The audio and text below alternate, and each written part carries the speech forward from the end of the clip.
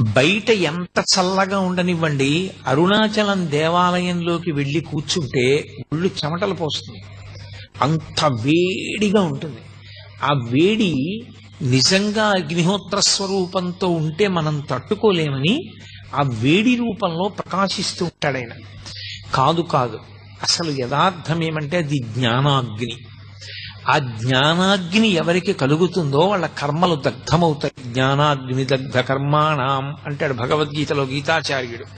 ఆ జ్ఞానాగ్ని వలన మళ్లీ పుట్టవలసినటువంటి అవసరం లేకుండా పాపములన్నీ కూడా కాలిపోతాయి సంచితముతో కలిపి. అంత గొప్ప జ్ఞానస్వరూపమే రాశీభూతమై లింగస్వరూపాన్ని దాల్చింది. జ్ఞానస్వరూపమైనటువంటి అగ్నిలింగం. అందుకే అరుణాచలంలో ఉండేటటువంటి శివలింగము భౌతికమైనటువంటి అగ్నికి ప్రతీక, జ్ఞానాగ్నికి ప్రతీక.